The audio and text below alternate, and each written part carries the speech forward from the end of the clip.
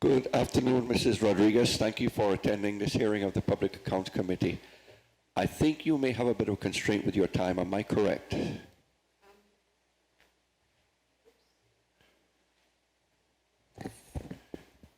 Thank you, Mr. Chairman, for the kind welcome. Actually, I'm fine in terms of time. Okay, great. Thank you. Well, in that case, welcome to the committee. Can I ask you for the record to please state your name and your position? My name is Mary Rodriguez. I'm currently the Chief Advisor for Strategic Reforms in the Office of the Deputy Governor. Thank you, ma'am. We normally extend an invitation to witnesses before us to make an opening statement if they wish to. You're under no compulsion to do so, but if you'd like to, feel free to do so. Thank you, Mr. Chairman. I would like to do so. Sure. Proceed. Honourable members of this committee, to begin with, I'd just like to simply state some of the background to my involvement in these projects. I was appointed to the position of Chief Officer in the Ministry of Education, Training and Employment in May 2009. When I took up the position, I inherited the New High Schools project, which was 1 year into implementation. A second capital project, the Primary Schools project, started in the financial year 2010-11. As Chief Officer, my position required me to make high-level decisions and to provide policy advice as is established by my job description. As Chief Officer, I was part of the decision-making on the projects, and from time to time, I was involved in discussions and any policy issues arising from the projects. I did not personally manage these capital projects and was not involved in day-to-day operations. That was not my role, it was not my skill set. Both projects were managed by project teams, which included project managers, consultants, as well as ministry staff. And Mr. Chairman, I would like to thank you for this invitation to be here today. I'm very pleased to be able to provide for this committee some context for these projects from my perspective as a former chief officer. As I was not interviewed for this audit, this is my first opportunity to do so. Mr. Chairman, I would like to preface the comments that I'm about to make with a few important points. As a senior civil servant, I firmly support the work of the Auditor General and his office, and his efforts to improve governance in the public service. He has a difficult job. In my role with Project Future, my current role, much of my work is dedicated to helping the Cayman Islands government to address many of the governance concerns the Auditor General has raised in this and other reports. For example, my unit has developed the first standard business case templates and guidance documents for government. And over the next few weeks, we are engaging ministers, chief officers, and over 95 potential business case writers to develop the skills to produce robust business cases for projects. We have already facilitated project management training for over 75 civil servants. The second point I would like to make is that I fully support the two recommendations contained in this report. My third point, I am not claiming that the experience with these projects provides a model on how to run large capital projects. Nothing that I will say today is intended to detract from what I consider to be the main message in this report, that the management and execution of these projects from start to finish were subject to significant issues and weaknesses, and that there are important lessons to be learned. While I may disagree with some of the individual findings, I believe that this audit report identifies many useful lessons, not just for the Ministry of Education, but for the Cayman Islands government as a whole, that can help to improve the management of future large, complex capital projects. That being said, Mr. Chairman, when a report purports to provide a comprehensive view of a situation, it's very important that it factor in detail and context. Mr. Chairman, this report was written in 2014-15. The events it describes happened many years earlier. This audit lays out the perfect path of all best practice boxes that these projects, if uneventful and in a perfect world, would have ticked. But Mr. Chairman, these projects were not uneventful. The context in which they were delivered were far from perfect, and yet that is not adequately reflected in this audit report. So I would like to fill in some of the gaps for PAC, to share with you some of the challenges that I inherited as a new chief officer to the ministry. I will also explain to you what management responses were provided. Because, Mr. Chairman, if you read the audit report, you would assume that the entire ministry just sat around and twiddled their thumbs and accidentally delivered the Clifton Hunter High School, new classroom blocks at Bodentown Primary, Georgetown Primary, John A. Cumber Primary, and Savannah Primary, a new school hall and canteen at Easton Primary, and replacement classrooms at the Lehman E. Scott High School and Cayman Brack. My first example, Mr. Chairman. On day 2 of my appointment as chief officer, I was called to a meeting with the minister and the main contractor on the new high school's project. We were told relationships had broken down with the previous administration. The contractor said he was not prepared to continue working, and that he had claims of over $14 million above the contract price that he had signed after a single year on the job. These were presented. What was the management response? If there's a best practice, Mr. Chairman, a checklist that I should have ticked, I'm sorry, I did not have one. I did not have time to create one. I assumed that this was a one-off problem, assembled the project team, sought their advice, and approach was agreed for reviewing and assessing the claims. That had limited success. We were advised that the most expensive of the claims could not be resolved in the short term, but would require a more extensive formal process. My second example.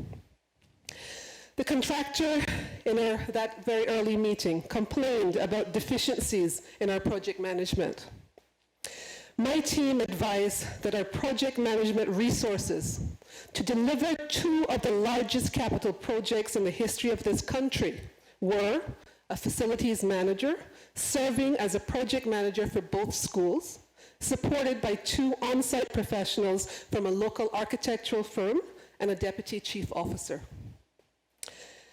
Mr. Chairman, I am not any sort of expert on construction projects, and I knew nothing about project management, but I figured out quickly that this was a problem. What was our management response? The ministry team reached out for advice to project management and construction experts in the public and private sector for advice.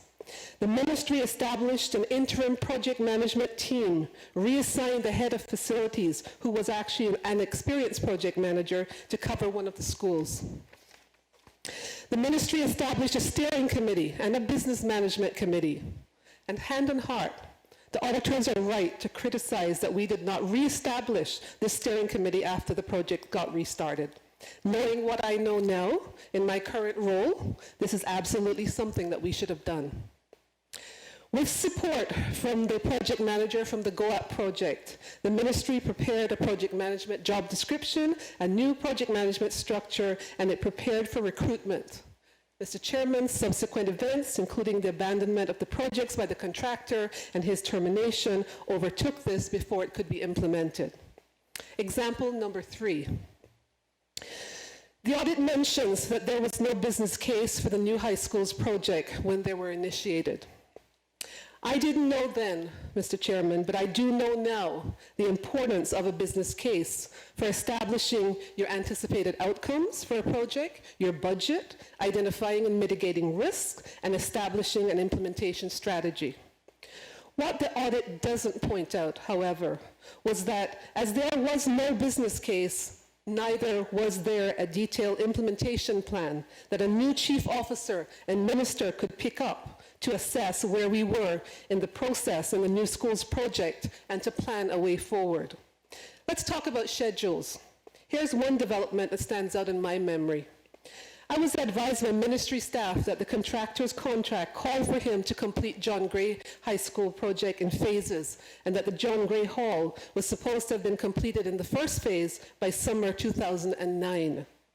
What appears to have happened is that the contractor opted to commence more buildings on site than were necessary for completion of the initial phase, thereby incurring greater expense than was strictly necessary and beyond the planned budget. As we all are aware, the John Gray Hall today remains incomplete.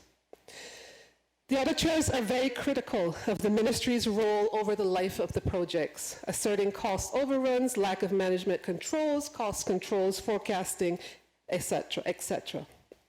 While some or all of this may very well be true, in whole or in part, the truth is, without a business case, without detailed plans, we were flying blind, desperately fighting fires, trying to figure out what was going on, while at the same time dealing with a contractor that was constantly submitting legal challenges that the Cayman Islands government didn't want to complete the project, didn't have the money to complete the projects, issuing monthly stop work notices based on payment claims that regularly went well beyond what would eventually be certified by the QS. And I'm talking, Mr. Chairman, in the millions.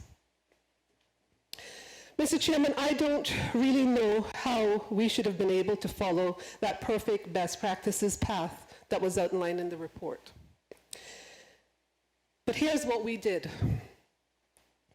Previous witnesses may have spoken about the efforts of the finance team to recreate a comprehensive budget for this project. Most public discussions, Mr. Chairman, around the budgets of the schools centered around the value of the construction contracts signed for the schools. The finance team and our consultant had to account for all costs prior to the commencement of construction, like fill, land purchase, project management fees, consultant fees, as well as all the ancillary costs that come with the completion of a capital project, furniture and fittings, architect's fees, other consultant services, etc., etc. Accounting for past expenditures was a challenge, but it was largely accomplished, although there was a serious backlog in financial accounting for the ministry from 2005 to 2009. As you might imagine, trying to forecast realistic budget figures going forward was a serious challenge. It was always going to be, Mr. Chairman, a movable feast. Simply stopping until we had the perfect information was never an option. We had to recognize that there were risks, that there were things we did not know, like the $6 million in remedial works that would have to be undertaken by the construction managers when the projects recommence. Mr. Chairman, floors that had to be redone, doors and windows in the wrong place, electrical wiring that had to also to be redone. And those are just a few examples that I was advised of. What I would like to emphasize is that at every stage there was a full commitment on the part of the ministry and the minister to transparency, and that every effort was made to keep the minister, cabinet, and the LA informed as things changed in regards to costs and budgets. I also want you to know that I recognized and did not ignore the risk of not knowing what we did not know. I approached the previous Auditor General to see if an interim audit could be possible. Unfortunately, after discussions, we both concluded that this would not be advisable in light of the legal challenges from the contractor at the time. Any report by the AG would have had to be published and could have been used by the contractor to further his legal claims against CIG. Mr. Chairman, it's probably not my place to do this, but from my experience, as I've been invited here to share my experience on this project, I would strongly urge that the Auditor General's office consider instituting as a regular practice interim audits of major capital projects where such projects span an election period. This is not about politics, Mr. Chairman. Ministers can change, chief officers can change. That's not unusual.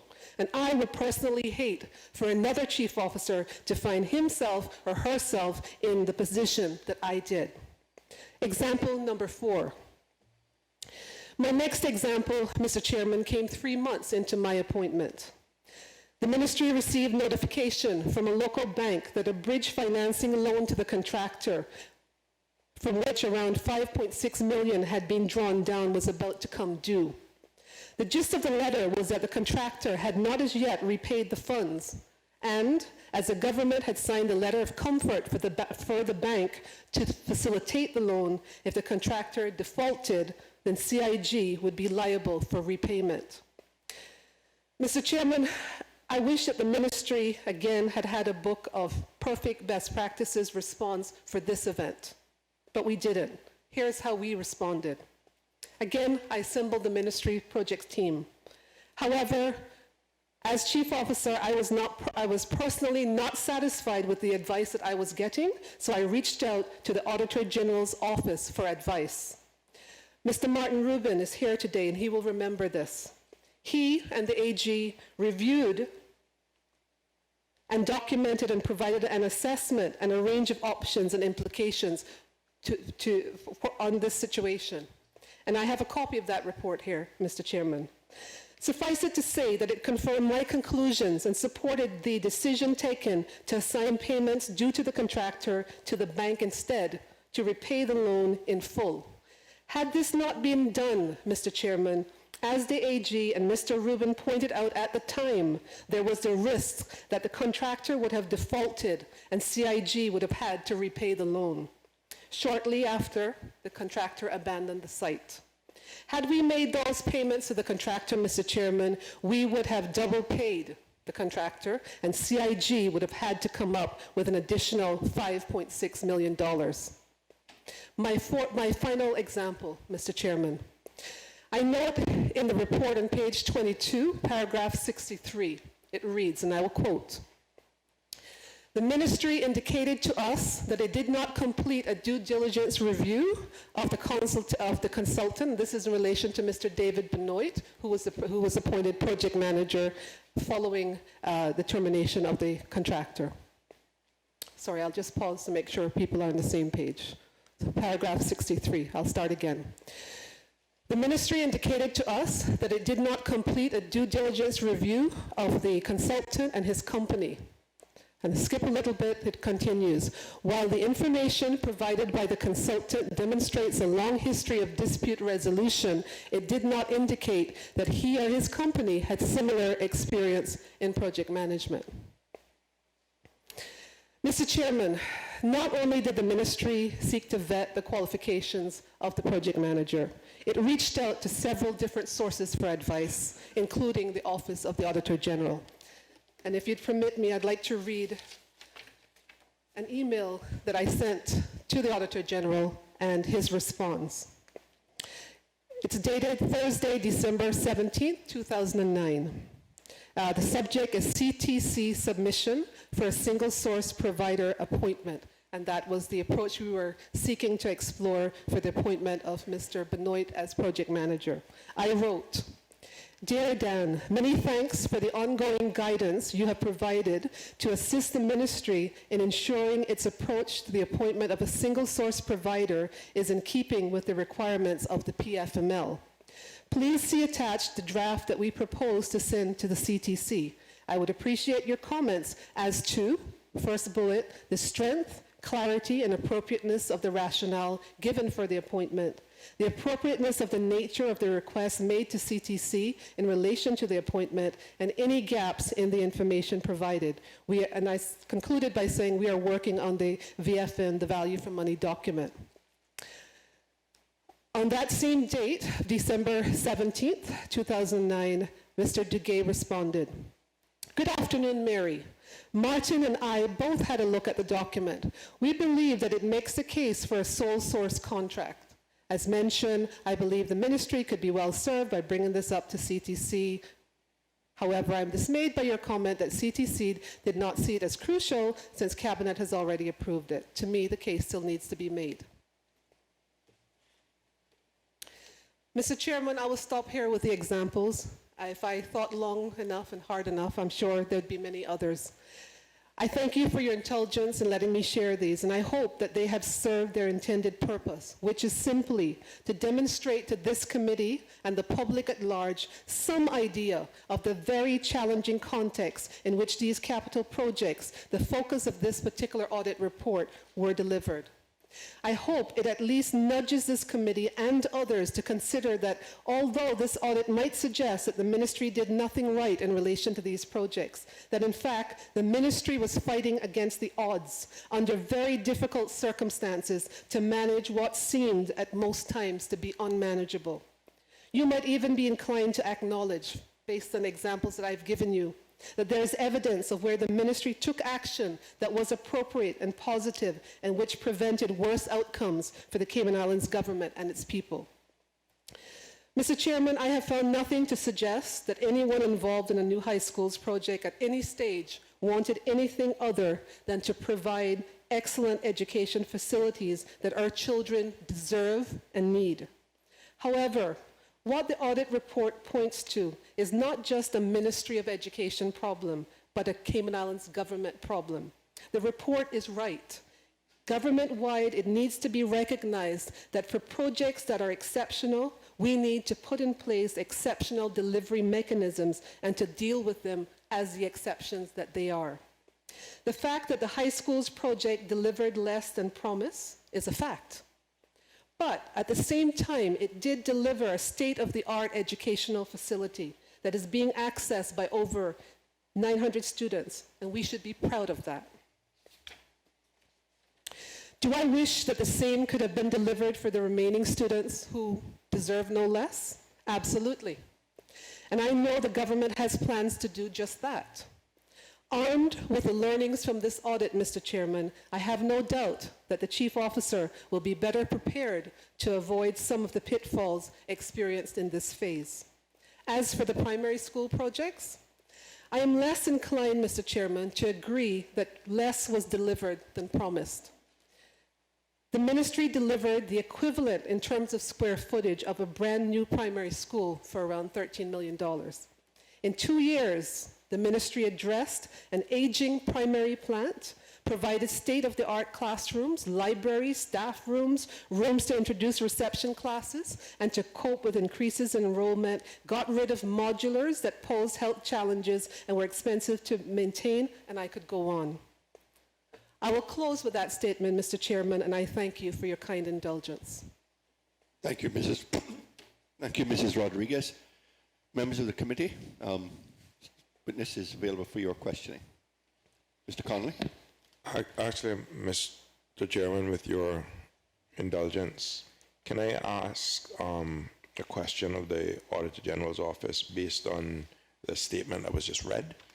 In that, why was the former Chief Officer of the Ministry not interviewed in the audit report, for the audit? I wasn't involved with the details, so I'll let either Mr. Rubin or Mr. Potter answer that question. Well,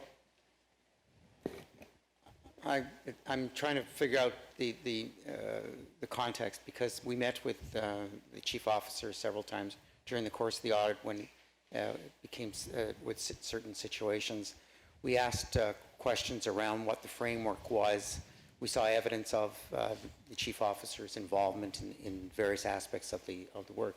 The question is, did we formally prepare an interview question list? Did we go through and ask specific questions regarding her roles, responsibilities, and all of that? The answer to that question is no. We interviewed her at the very beginning of the audit as part of our planning process, which we do on every audit where we have a chief officer responsible for an activity, and then we ask for the individuals responsible in the ministry to provide us with all the information necessary to carry out our audit, which is what we did. As I said, we met with the chief officer periodically throughout the audit. Matter of fact, there was, we offered some meetings. Other meetings, I remember the chief officer requested us to be there because there were certain matters that she wanted to discuss. And I think it was a very long process. But if you, in specific answer to your question, I think we can honestly say, and maybe I'll just make sure that, because Kevin was leading the field work, I'll just ask Kevin to also answer if there's anything else. I think Mr. Rubin characterized. If you would speak into the microphone. Mr. Chairman, Right into it. Mr. Rubin has characterized the process that we followed in the planning. Beginning of the audits, we met with the chief officer and her team. We discussed many aspects of the project.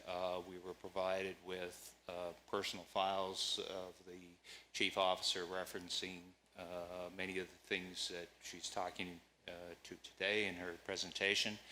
And at the beginning of the examination phase of the audit, where we get into actually testing out the plan, the audit plan, we again had a meeting, very similar meeting, where we had lengthy discussions and discussions in terms of how we should proceed with the responsibilities of the officials within the ministry for dealing with us throughout the audit.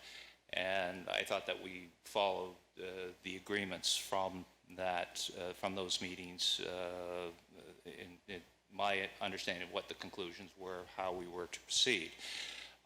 There certainly were opportunities to do further meetings if that was desired. We were there, and as we discuss issues in terms of access to documents, I thought that those were issues that were being considered by the chief officer through the deputy chief officer, and I think that there was every opportunity for the matters that were discussed today to be brought to our attention. I just want to add one thing, and maybe this answers the question a little as well to an extent. When we collect our evidence and finish off and have our findings from the audit, we take those and we clear them through the chief officer, and we have conversations at that point about the veracity of the evidence, that we found, and as well of the findings themselves. By the time that we reached the propensity of our findings, we were discussing them with the deputy chief officer at that point, the new acting. So those conversations that we would normally have at the conclusion of the findings section, not when we draft our report, but when we actually have our findings, that didn't take place because of the changeover in chief officer. So I'm not suggesting by any means that the deputy chief officer felt very comfortable in responding to our findings, having been involved, as you heard in the testimony today. So we were able to get, in effect, many of the answers we needed in terms of assuring ourselves that the findings were accurate and reasonable. Conley? Thank you, Mr. Chairman. To Mrs. Rodriguez, then, in terms of some of the aspects of the report, and I'm not going to go into kind of specific details, but what I'm trying to find out is, having learned what you did from this process, and I mentioned this to one of the witnesses before, in that, you know, I understand, just based on your statement, that you were put into a position that you didn't create from start to finish, so to speak. You inherited a situation that was quickly going downhill, and you were charged with trying to right the ship, or at least mitigate the potential and for losses and losses in general. But the report on page 25 to 27 talks about a number of failures in policies and procedures and reporting, document keeping, et cetera, et cetera. And having gone through that experience, and I appreciate that you weren't a project manager, you went into construction, et cetera. What did you take from this experience, and what would you recommend to both this committee, colleagues in government that would be put in the same situation, and the new capital projects office based on your experience to date?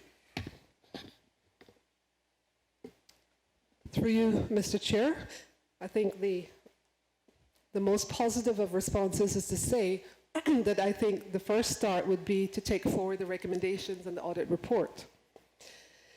The second comment that I would make, I would just reiterate one of the recommendations I made, which, as I said, I don't know if it's necessarily my place to make, but I would urge strong considerations regarding providing interim audits where major projects span election periods.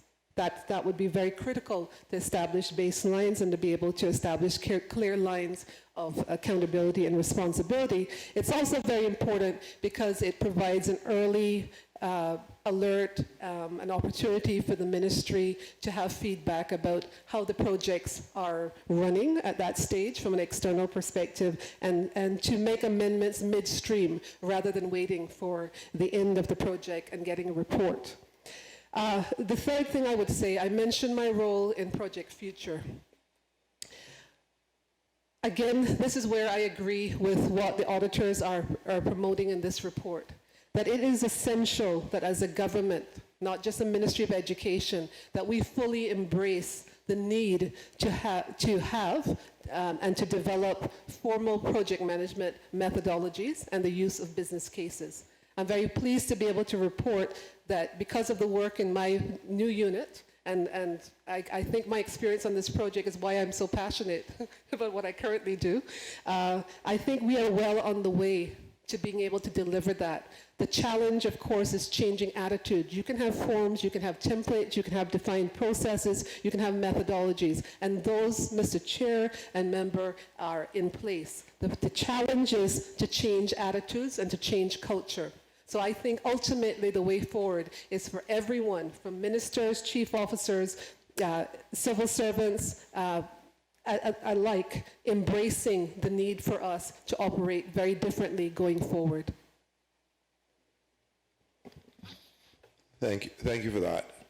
Did the ministry, the minister, or yourself at the time as chief officer ever at any point in time just say, you know, we're in over our heads, we don't have the necessary expertise to handle this, we're going to hand it over to some other group, or was that not an option given what you inherited? Through you, Mr. Chair, I think the points I was trying to get across in my statement to explain there were no easy options. Remember, you had a contractor who had contracts to be able to deliver 2 schools. Had we stopped at any stage, and he was posturing constantly that the government didn't have the money, didn't want to complete the projects, we would have faced legal claims. So that's one point to emphasize. I hope also from the examples I gave that I demonstrated that the ministry recognized the need to have a different structure, have additional expertise, and we took measures to try to secure that. But I hope it was also apparent that, and we reached out to wherever possible, experts, not just within the ministry, we looked to government, we looked in the private sector to get advice. I think no matter whoever had taken over this project, and you have to understand what were the options? There was not, as there is now, a major projects office, okay, who manages projects. And this was a project in flight. So I guess what I would summarize and say that the options were very, very few. It was about mitigation. It was about taking things forward. It was about trying to do the best you could. It was about trying to protect government's interests. But as I said, it was all very much a movable feast, and there were risks, and there were things we did not know. I wished, and this is why I emphasize so much about the possibility of an interim audit. I wish that had been an option. But again, in hindsight, could we have halted the project while we did an audit? Probably not. Thank you again, Ms. Rodriguez.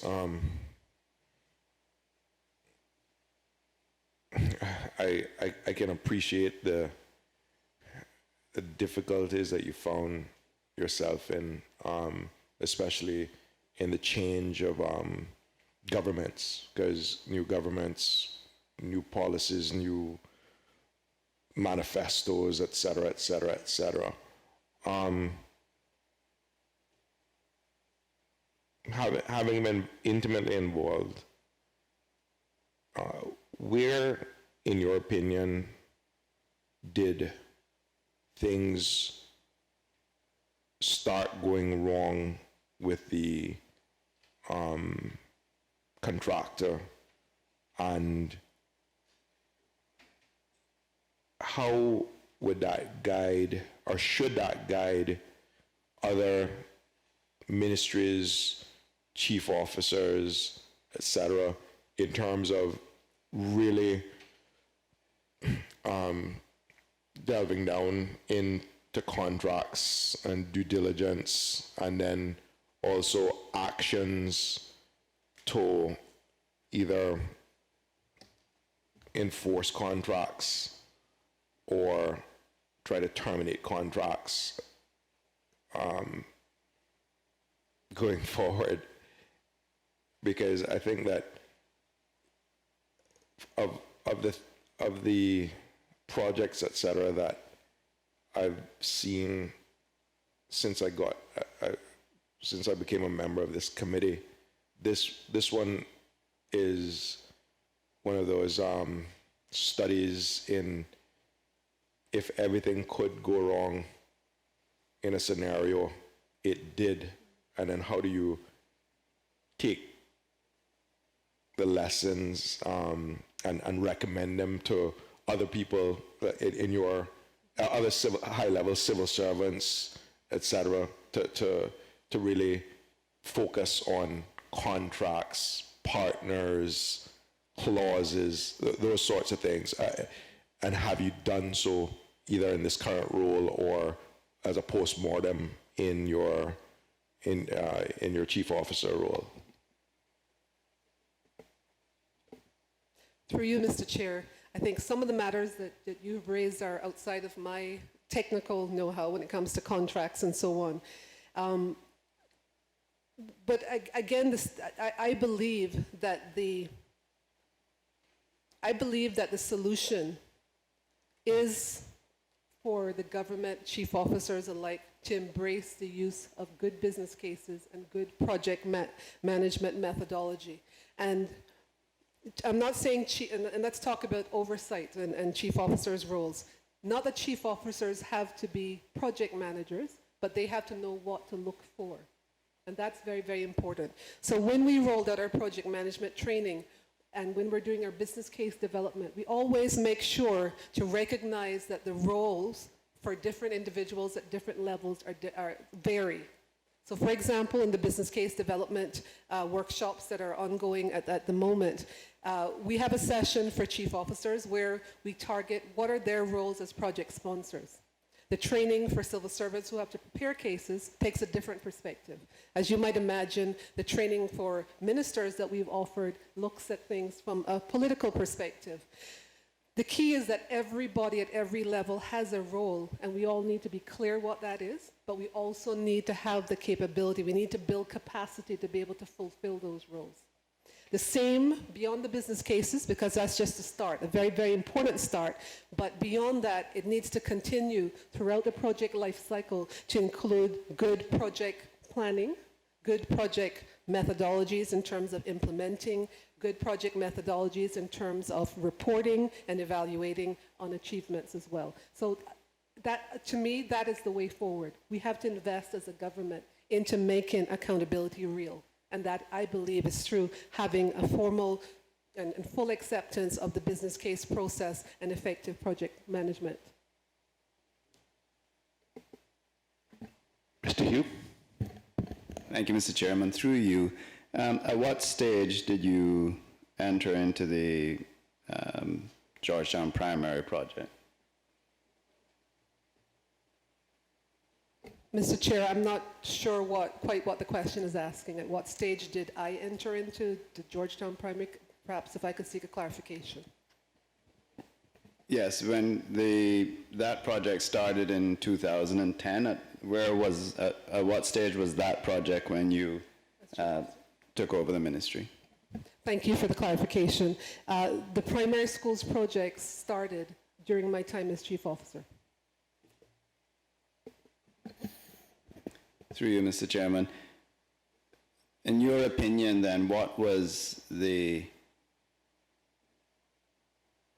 main cause for that project to run several $1 million over budget and only at 80% completion? Through you, Mr. Chair, I just want to clarify, I might have misheard.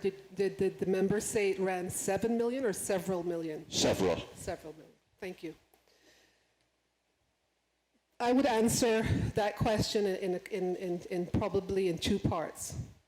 I think if you will acknowledge that the primary school projects ran parallel to the high schools projects, that gives you an idea of the challenge of I've explained the challenge of the high schools projects, and now we entered with another set of projects. So I would say we were rather overambitious in thinking that we could extend the resources of the ministry to adequately cover both projects running at the same time. Again, Mr. Chair, I think the other interesting dilemma we have is that with these primary school projects, the ministry elected, and probably one of the reasons why collectively the decision was made that it was possible to take on this other project, was that the ministry could extend the project management responsibilities to the Public Works Department, very experienced in their role. I think probably in your work with the other witnesses and some aspects of this report, it'll be evident that, again, the relationship that this department has and the services this department has with ministries and the services it provides, I think there's an opportunity to revisit those and to make sure that they are as strong as possible. I further think the same solution that we talked about for the high schools would have served us well in the primary schools projects. I don't agree that those projects were entered into without any planning or design or preparations, but I do agree that yet again, there were no business cases. And as you've heard me say over and over again, I now, from where I sit, feel very strongly that that should be the starting point. That is not a guarantee of project success, but if we adhere to best practices, starting with a business case and effective project management, then I believe the primary schools project could also have benefited.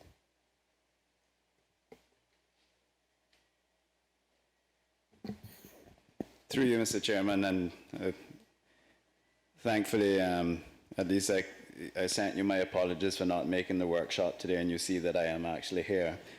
So I'm going to now ask you then, since I missed the workshop, from these experiences, what did you learn and what did you take away from this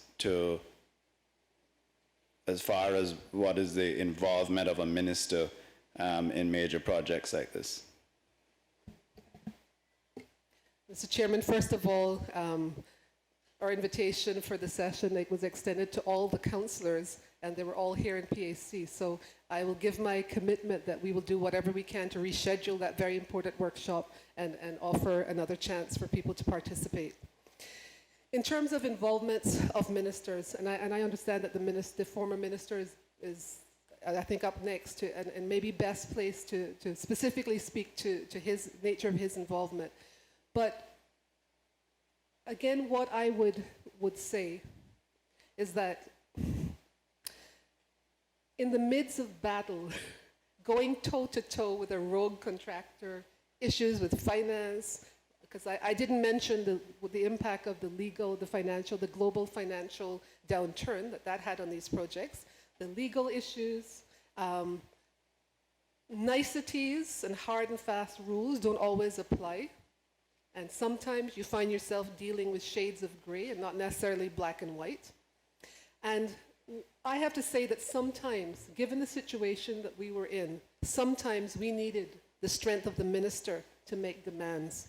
His role sometimes provided a level of clarity to the contractor that the government would not put up with certain behaviors, and it helped to strengthen our position for the contractor not to just see civil servants, but to know that civil servants had the backing of the government.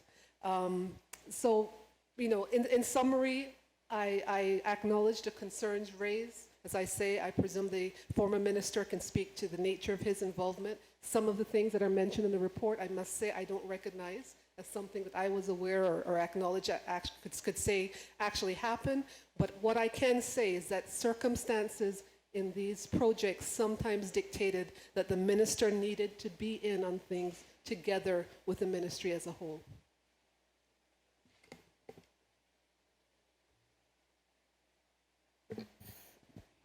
Thank you. Through you again, Mr. Chairman. So you just touched on, in your comments, you said that you saw some things in the report that you can't say happened. And I did have one highlighted here on page 13, number 50. And the first bullet point there, pressure on officials to record payments incorrectly. We found that the minister rebuked the chief officer in an 18th September 2012 email for questioning the budgetary handling of a planned ex gratia payment to each of the three prime contractors in the primary schools project. And it goes on to elaborate a little more. Is this an incident you remember, or is this where you required the help of the minister in dealing with the contractors? Through you, Mr. Chair, this is the one example where it directly refers to myself, so I could hardly say in this example that this is one of the cases where that I didn't recognize. As described in the audit,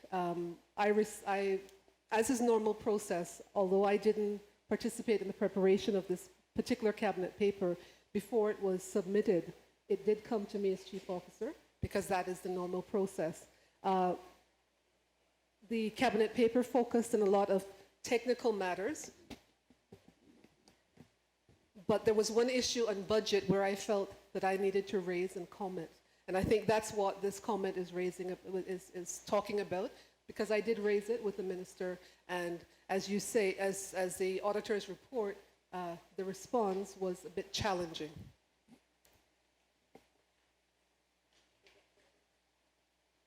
Mr. Conley?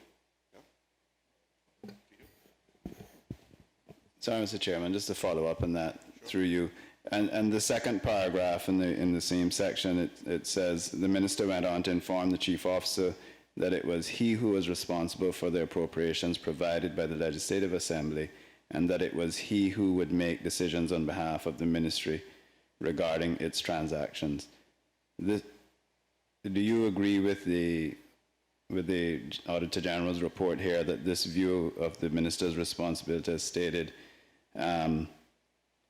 goes far beyond his powers, and is that part of where we are now in the evolution of managing capital projects?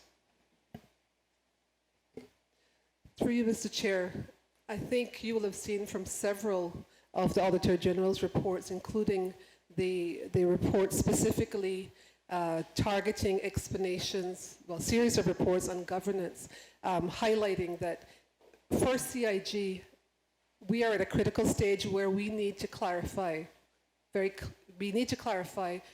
roles and responsibilities of ministers and chief officers. And I think that's very, very important. I think there is room for more of that clarification.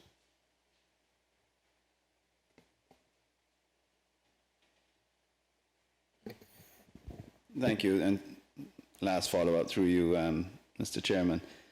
And so I just want to hear your opinion then on, as we move forward, and I'm not here trying to cast blame, but certainly our objective here is to learn from this report going forward. So in your experience and now in your opinion, where do you think that line is drawn as far as the powers of the minister fall under, as stated here, Section 39 of the Public Management Finance Law? Through you, Mr. Chair, I think the auditors have interpreted it for us and stated very clearly their definition of roles and responsibilities and where they fall. I think the issue is clarity and consistency in implementation. So it's about compliance that needs to be made, and everybody needs to be on the same page.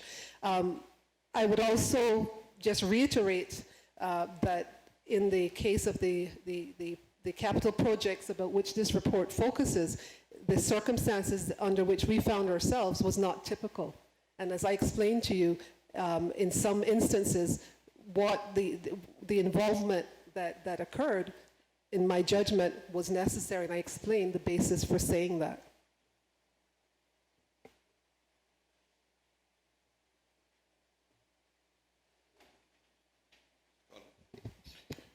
Mr. Chairman, through you, again, just following on from the questions by Mr. Hugh, and just trying to understand the role of the minister and the ability for the chief officers to flex their muscles to a certain degree in that. Do you think that there was any ability for you as chief officer, notwithstanding the situations you stated before, that, you know, because of the position's gravitas, it was beneficial to have the minister involved in some of the kind of heated discussions, etc., for what he brought to the table. But did you ever feel empowered by the system, by the PMFL, by the deputy governor, or someone to basically put up your hand and say, look, this is not your role, it's either mine or someone else's role, and I can't continue to get this project going, to fruition with, kind of the interventions, the edicts, etc. I mean, and if not at that stage, has this changed in the government setting now, going forward, especially with the defined or more clearly defined roles and accountabilities and checks and balances? Mr. Chair, as I said, through the work of the Auditor General in highlighting the inconsistencies in interpretations, I think, and need for clarity, I think that's very much on the table, and people are more aware that there is a need, as I said, not just to recognize something in writing, but to actually make sure that practice is aligned and consistent with that. I think I would also want to identify that this particular example, this was not the norm, and I would say this was the exception. And following, and you can see that the auditors acknowledged that it was resolved. So I felt comfortable being able to go to the minister after receiving this email and talking things through with him. And that was the normal course of the interactions between myself as a chief officer and the minister, typically. But just a second part of that is right now, today in the civil service, can a chief officer say to a minister, hold on, I think that because of defined roles and responsibilities, you know, this line of strong suggestions, etc., is outside of your role? I mean, the reason why I ask that is that have we progressed sufficiently to have the different groups recognize the power of each group, and have we empowered each to you know, make the most of their given powers, so to speak? Because both are powerful entities and they have to work together. It's when you start blurring the lines and without, you know, the kind of checks and balances. I mean, I don't want liken it to a child and a parent. I mean, that's not what I'm saying. But at times, children have rights to say no means no, and things like that. Are we as a government, as a country, in that position at this stage, in your opinion? Mr. Chair, I think that question is a bit beyond me to answer on behalf of all chief officers and the whole government.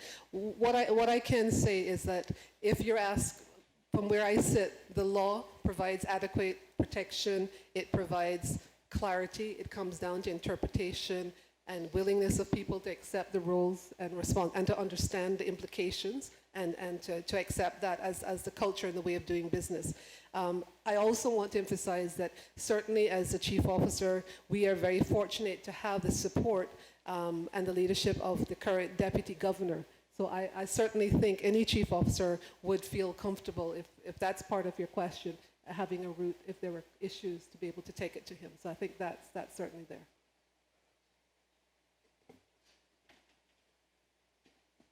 Any other questions of this witness? If not, then I thank you, Ms. Rodriguez, for your attendance today and for giving your testimony. You're excused at this time. Thank you.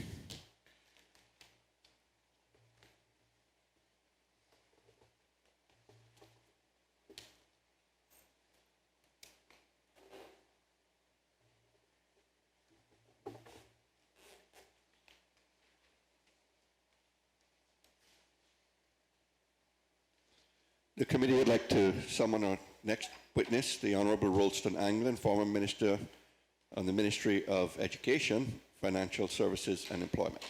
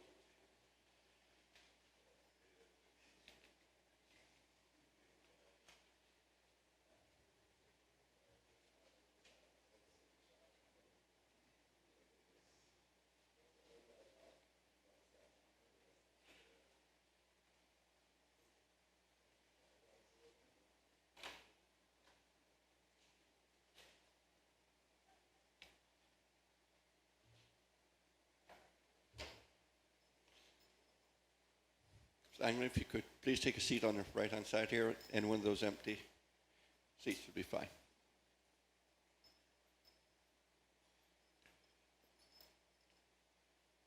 Good afternoon, Mr. Chairman. Good afternoon, sir. Thank you very much for attending this hearing of the Public Accounts Committee. Welcome, but for the record, would you please state your name and your position? Thank you, Mr. Chairman. Rolston Anglin, and in this report, former Minister of Education. Thank you very much, sir. Mr. Anglin, we've accorded everyone who's been here as a witness the opportunity to make an opening statement. I'd like to offer you that opportunity as well, if you'd like to, but just say to you, you're under no compulsion to do so. Mr. Chairman, I am having a, I don't know, Mr. Chairman, I have a dysfunctional mic, so if I may be permitted. One.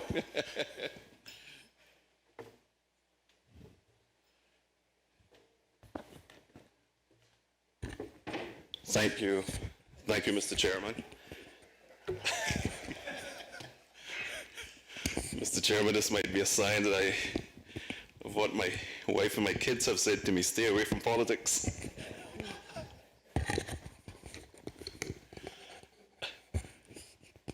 I will hold it in my hand, Mr. Chairman. Mr. Chairman, thank you very much for inviting me today. Obviously,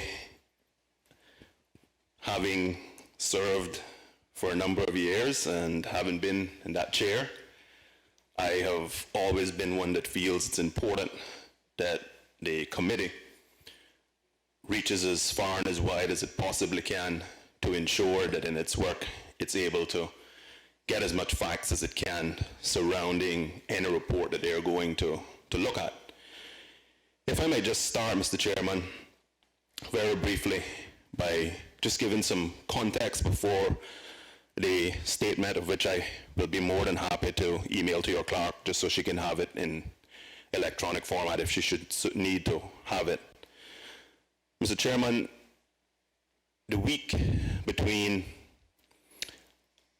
the election in 2009 and the day of swearing in was a very interesting week. After having won the general elections,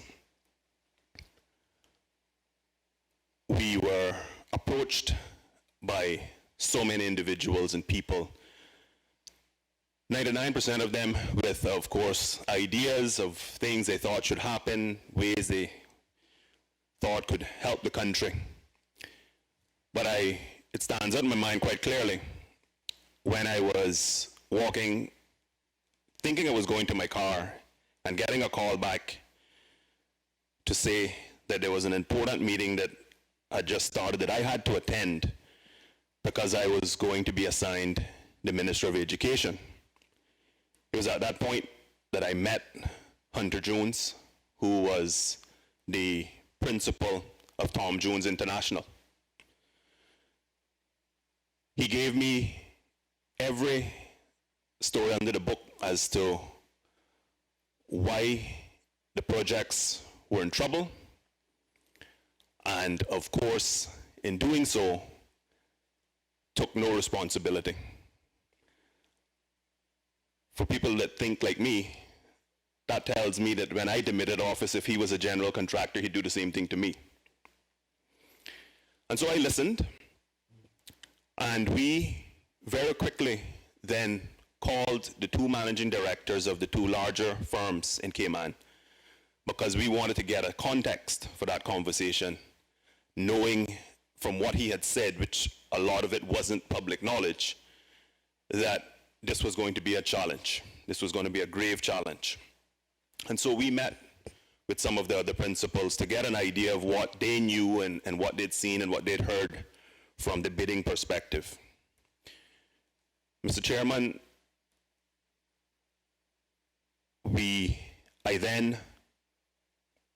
got sworn into office, and one of my first early things that I did was school tours, which is obviously something that most ministers coming in would do. And I got a recurring theme from every single principal. That was that children were coming to schools unprepared and not ready to learn. And in their view, the government needed to try and reinstitute reception. Once we did our work, we realized that there was no plan available to put reception back into schools. During those tours, I would believe on every school site, I also got a much more up close and personal look at the modulars that had been brought in over the years. And Mr. Chairman, when you step into any room where it's obvious, certainly to me, I thought it was obvious that the air quality was insufficient and not of the quality that you would want anyone to be in, much less very small children for many hours in the day. To put it mildly, Mr. Chairman, for me it was the type of feel and scent that made you a little queasy. We then heard, after going back to the minister again and speaking to staff, we heard about the operating costs, how high they were. We heard about unconfirmed, and to this day I don't know of anyone who actually was brave enough to come forward, but rumors, as it were, of teachers who said that exposure in those modulars for a long period of time was making them a little more prone to be ill than others. That whirlwind of being introduced to cabinet continued, and a couple of weeks later, as we embarked upon the projects and understanding the projects, stop notice, threats of stop notice by the general contractor, we were advised that the man himself, Tom Jones, in Canada, was coming to Cayman. Because, Mr. Chairman, it must be very clear to the committee that Tom Jones International Limited is not Tom Jones Canada. Tom Jones Canada did not sign a contract with the Cayman Islands government, did not stand behind the contract, did not provide skills and resources. It was Tom Jones International Limited in Cayman that had bid and won these two contracts. And the father was coming and wanted... Could I just interject and just ask you one question? You said Tom Jones International in Cayman. The Cayman company? Yes. It was, okay. Yeah, Tom Jones International Cayman Limited. Okay, thank you, sir. And so, Mr. Chairman, so we met with the father right in that committee room. And it's yet another one of those meetings that I'll never forget. Because he opened the meeting after the pleasantries and we all sat at the table. He opened the meeting by saying that he was here to get this mess sorted out and to save his son's you-know-what. And that, Mr. Chairman, I say to you and the committee, because it sets the tone as to where the relationship with Tom Jones International had gotten to. The relationship was irreparably broken down. The amount of threats that we received on it seemed like almost a daily basis. And so, Mr. Chairman, the other thing to note is that I see in this report criticisms of some contractors in Cayman winning contract, or in the primary school projects winning contracts, and saying that they had little experience. I was extremely disappointed, shocked, that the point wasn't made that Tom Jones International had not had a track record in this country. Certainly not one to take on $60 million contracts, much less two of them. And so, Mr. Chairman, this project was off on the wrong foot from the very, very beginning. Mr. Chairman, I will read my prepared statement. I hope that it's informative to the committee, and I hope, Mr. Chairman, that it will go some way in perhaps even answering some questions that members might have. And then after that, of course, I will then answer any questions that yourself or members may have. Mr. Chairman, the Auditor General issued his report major to capital projects, building schools, as I'll refer to it as the report, and made a number of what I believe are erroneous and some quite inflammatory statements. For the record, I reject and disagree with the following charges made in the report. That I intervened in an inappropriate degree in the day-to-day management of these projects, on page 2. I got regular updates and I inquired whenever I got complaints and/or was made aware of anything happening in relation to any of the projects in my ministry, including these. This was the case with day-to-day operational matters as well. From my perspective, Mr. Chairman, what was I to do? Twiddle my thumbs and sit there while issues existed. 2, the involvement of my predecessor in the conceptual design phase of the project contributed to poor management of the project, on page 5. Mr. Chairman, I do not see how this can be a sensible position to take. First, the school design may have driven up the project cost, but it certainly would have had nothing to do with the management of the project. In 2012, the PMFL was amended to adopt the FFR, and it seems that it's expected that we would have seen a business case and other concepts applied to the high school and primary school projects. The high school genesis, the genesis of the high school projects was in 2002, with the final design settled in 2008, and the primary school projects were from 2010. This was obviously an attempt to use 2020 vision and criticize politicians by measuring them against 2012 standards. The country knew we were out of space at high schools and primary schools. Educators made it clear that facilities were interfering with teaching and learning, and during my 12 years in the House, this was accepted as a fact. What would a business case have concluded? We can debate design and budget costs and whether they wound up affordable. What we cannot debate is the necessity for a new plant at primary and high schools in this country. At recommencement of the high school projects, the assumption was made that this would have been an ideal time to provide Cabinet with full costing, design changes, and completion dates. This is idealistic and calm wording, but it does not reflect the true pressures that existed at that time. We had a legal and construction advice regarding the timelines of a restart to avert certain charges being made by the terminated contractor, subcontractors, whose services and/or goods had been secured, and the timeliness of restarting was critical, the necessity to have a new school plant for our students, etc. We got as much data to Cabinet as possible within the time constraints. An assertion is made that the money spent on the John Gray High School campus could have been used for other purposes. Mr. Chairman, I disagree with this assertion. There were necessary remedial work, and we had to make the buildings airtight as possible to secure them the best we could. Once again, the Auditor General makes it seem as though this project was business as usual. With the uncertainty surrounding whether the actual state of the buildings when the general contractor abandoned the sites and the risk of warranties surrounding certain mechanical equipment, we did not have the luxury of the perfect calm in which this report was written.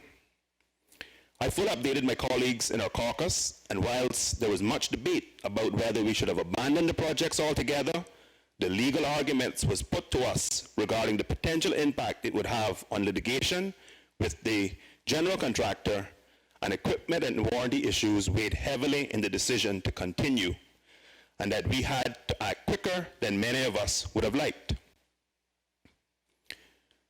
The report states that I was involved beyond my defined role. I will address these matters point by point, as this, in my opinion, is incorrect. Pressure officials to record payments incorrectly. This matter,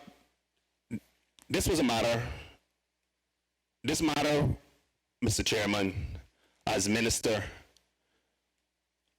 I had received adequate funding and a relevant appropriation in 2012. So let me restart that, Mr. Chairman. This matter revolved around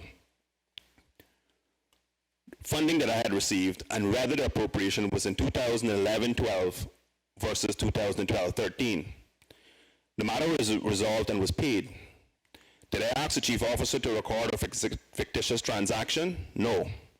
Did I ask the chief officer not to record the transaction? No. Did I ask the chief officer to record a transaction that had no basis? No. If I got the date incorrect or the year incorrect, Mr. Chairman, I take responsibility for that. I am human. Quite frankly, the bottom line is, for me, was getting children into school as we had enrolled children for reception classes and we needed to make adequate provision for them. The advice I was given was that to have fired these contractors and bid such a small portion of each project would have costed more than the extra payment. But I'll cover this a little later in the report. In my opinion, a minister is ultimately responsible for the delivery of outputs and management of the budgetary allocation approved by the Legislative Assembly. A minister is responsible to the Cabinet, to the Legislative Assembly, and by extension to Finance Committee, the general public who voted them into office, and their party who endorsed them as approved candidates. According to the Auditor General, my assessment is incorrect, and that Section 39 of the PMFL affords me certain powers, and that I exceeded those powers. I want this committee and the Auditor General to reread the PMFL and tell me where the issue as to whether an item that had an appropriation or not, and what year it should have been recorded, is covered by the PMFL. We had a disagreement on this point, but the bottom line is the amount was paid and recorded. To say that I was pressuring the chief officer is untrue. To expand this point into the role of the minister, in my opinion, is quite a dramatic leap. Contracting policy. Mr. Chairman, of all the inaccuracies in this report, this one, in my opinion, outweighs them all. Firstly, Mr. Chairman, the policy to award small contracts were within my authority as minister. The Cabinet had to approve the budget allocation. The Auditor General has, in my opinion, a lack of understanding of the role of a minister and certainly how the former governor, Duncan Taylor, ran the Cabinet. As a side note, but relevant to this critical point, on more than one occasion, I presented a paper to Cabinet, and the governor insisted that I change it to a note to Cabinet. He was a stickler for detail and felt that we should be practicing the new Constitution correctly. On a point like this, I provided Cabinet a verbal update and informed the Cabinet of my approach as minister to try and alleviate the impact of the recession that our economy was facing. On September 15, 2010, I updated the House and announced this policy publicly. Mr. Chairman, it's found on page 408 of the official Hansard, and I will quote, "It is my minister's intention to subcontract as many small construction packages as possible with the aim of maximizing opportunity for the local contractors. I have also instructed my minister's project management team to ensure that bidding companies must provide their proposed work list and the points being awarded based on the percentage of Caymanians.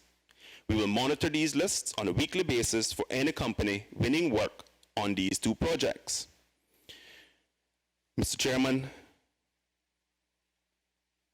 let me not try and take undue credit. This policy emanated from my caucus. My colleagues felt that it was critical to spread around as much work as possible, as so many small and medium-sized contractors were hurting.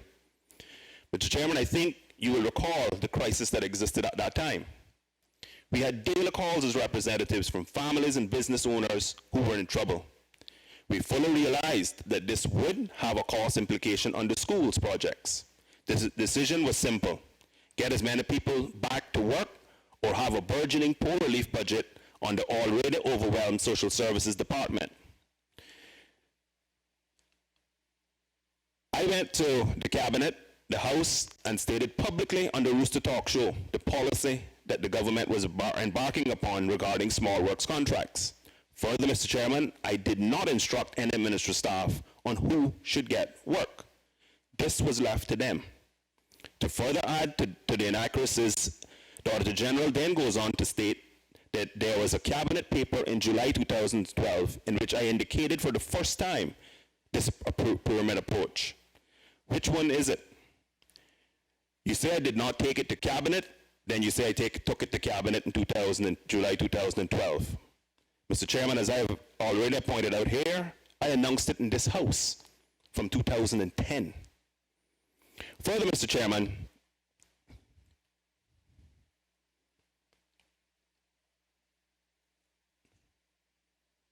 sorry, Mr. Chairman, I missed my point here. The bottom line is that the matter was taken to caucus, cabinet, the LA, and public in 2010. My ministry officials even had an open house of sorts at the Georgetown Library, where they invited contractors to attend and they explained what the criteria would be in order to qualify for these works. Mr. Chairman, it does not end there. I received many complaints from contractors and colleagues as there were accusations of some quote-unquote big PPM supporters getting a lot of work at the schools. My response was very simple. Did they qualify? Were they Caymanian? I don't know who they voted for. Mr. Chairman, I think to all four of us who've put ourselves forward in this committee, will know. We don't know who anyone votes for when they get into that voting booth. I did not get into who got contracts as long as families were better off, less children were coming to school hungry, and less children were being held out of school because parents did not have lunch money. That was the state of the Cayman economy back then. Many members of this House cannot relate to this, as that is not their economic reality. That was my reality as an MLA, as a minister, and as a Caymanian. Flexibility and quality of work. I did not direct anyone to be allowed to do shorter work. In my opinion, Mr. Chairman, this is yet another outrageous claim in this report. Inappropriate involvement in details of project management. Mr. Chairman, I know I'm sounding like a broke record, but I challenge the Auditor General to prove this point. Anyone who has said this is simply not telling the truth. As minister, I was given many updates. With the amount of problems and litigation that was occurring around the high school project, I was forced to spend much too much time on updates on these projects. When it was not Tom Jones issuing stop work notices or other major subcontractors threatening to abandon the project, I never attended the team meetings, which were for day-to-day management of the projects. I knew that that would be inappropriate, and I simply did not have the time. I had a ministry to run, a district to help manage, a caucus to keep informed, and a family to raise. There were a few instances when the ministry team did not feel like they were getting matters resolved, and they came to me to get assistance from other ministers who in turn asked me to speak directly to their officers to get matters resolved. I had a number of these instances that come back to me, and I will share them openly with this committee. Firstly, when we got the green light from London on the primary schools projects, I requested a meeting with the PWD to ensure that my vision and the urgency of this matter was highlighted. I also requested that they do the architecture and project management services. The rest of the design, bid, and building this project was left to the project teams. I received updates. The second instance involved me being approached by an extremely irate member of the public outside the Rooster Studios when I had made an appearance there and updated the general public on the ongoing projects in the ministry.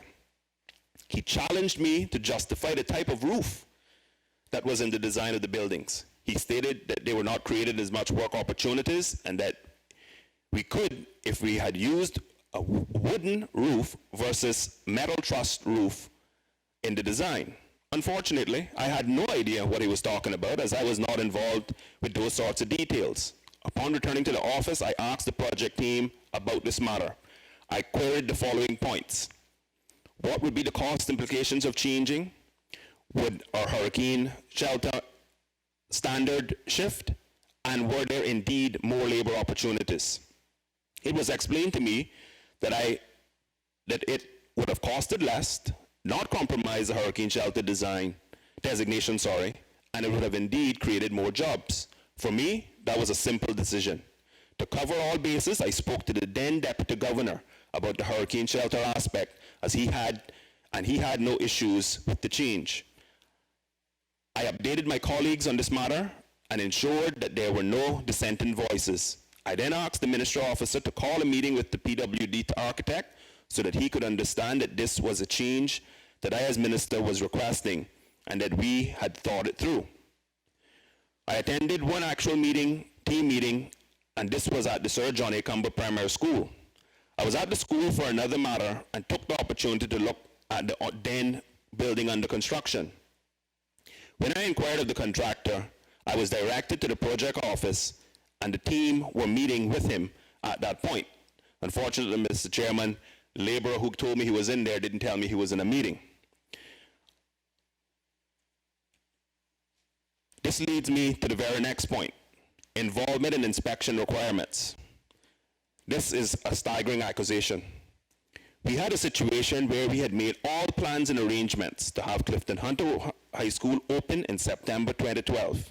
The project team updated me on the main issues, one of which were timelines of planning inspections. I in turn updated my ministerial colleague, who was always supportive of my ministry's needs. She suggested we meet with the relevant officers to explain the urgency of our situation. At no time did I ask any planning official to circumvent any requirements or processes in order for Clifton Hunter High School to achieve a special permission to occupy, or an SPO. Planning officials suggested that they would assign an inspector to Clifton Hunter High School. This was due to the sheer magnitude of inspections and the inevitable follow-ups for anything that failed. Under the planning regulation, an SPO will only be issued if a planning official is satisfied that the building is safe to occupy. That is, there are no life safety items outstanding. Buildings have been issued these over the years in Cayman, such as the Shedder Hospital and Boundary Hall at Cricket Square. The planning officials were not interfered with by me or any members of our team. This charge, in my opinion, is baseless and this charge, Mr. Chairman, in my opinion, is baseless. Mr. Chairman, staying on the point of interference, I find it quite curious that the Auditor General never mentioned in his report that at my request, he came to the ministry's offices, which at the time were in Royal Plaza, and met with me and two officers from my ministry on March the 30th, 2011. I had received complaints about the way certain contracts had been bid out by the former general contractor and that it was unfair. After getting representation from more than one supplier, I asked them to come and meet with the ministry staff and explain the situation to them. To try and avoid accusations of interference, I contacted the audit office and asked for an audience because if we believed it was true,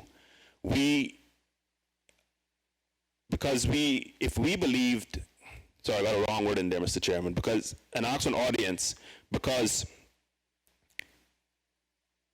if what we believed was true, we would ask the general contractor to bid the packages again. I use the word ask because at that point, Mr. Chairman, he was still the general contractor.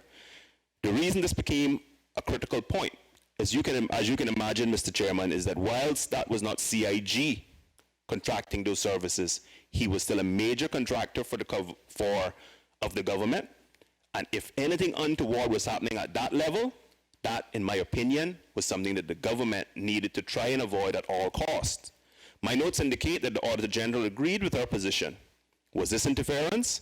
I call it being vigilant and doing my job. The Sir John A. Campbell Primary School project. The primary schools projects went to one large construction company and three medium-sized construction companies. I say medium-sized based on what I understood their past projects to have been.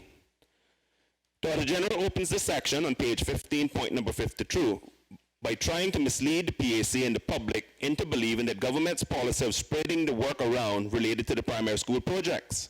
That policy related to small works at the high schools. There are many accusations laid at myself, ministry staff, and the CTC that the Auditor General needs to prove. How did the ministry